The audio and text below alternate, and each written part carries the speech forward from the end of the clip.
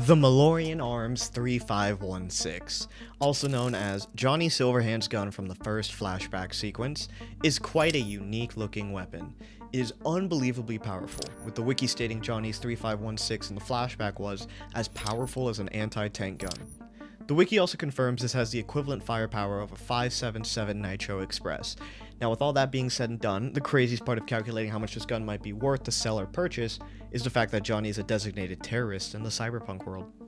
So the best spot to begin figuring out how much someone might be willing to pay for a piece of futuristic history is by figuring out how much it costs on the wiki. Okay, the wiki doesn't have a price. So now is the fun part. When I think of a really big, iconic gun, I always go back to the Desert Eagle.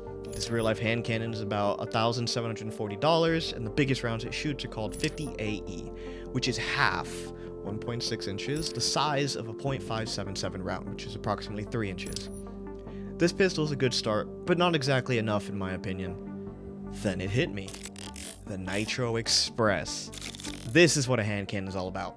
The Pfeiffer Zaliska 600 Nitro Express revolver is unbelievably large for a pistol and shoots a round that is 3.68 inches and is worth about $17,316.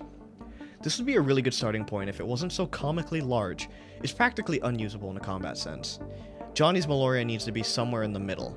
I'm going to take that literally. The Malorian should be around $9,400 for it being a custom weapon, but it is based off of a popular design. So now we have a good baseline point for the price of the gun, but the reason that $9,400 is a fraction of a fraction the actual price for Johnny Silverhand's weapon is simply because it is Johnny's. Now it gets quite spicy. Time to look at terrorist memorabilia to determine how much this thing would be worth. Lucky for us, there's a good comparison we can draw, which is Saddam Hussein's golden weapons collection. There were apparently a lot of weapons that could have been in his collection, but the one I chose to focus on is his golden AK-47. This AK-47 is estimated to be worth $1 million. So now I need to find how much a normal AK-47 would cost. The Tabuk AK-47, which is the exact model Hussein's was based on, is worth approximately $2,000. With this information, we can do a simple calculation to find the ratio of upcharge that this weapon had. This ratio turns into 1 per 500 units, or 500 times more valuable than what a normal Tabuk AK-47 would go for.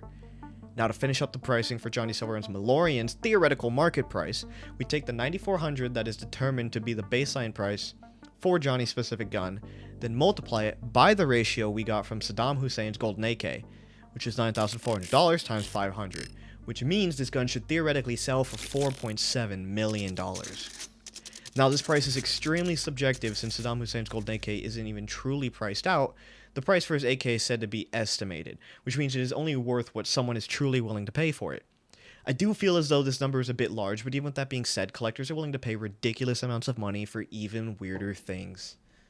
Thank you guys so much for watching. Please comment your thoughts down below and tell me what else you guys want me to do pricing on. Subscribe for more and turning on notifications would be awesome. Also, let me know if you guys want the face cam to come back for videos. I wasn't sure if the face camera enhances the video or not, so I'd love to hear your thoughts on it. Latest.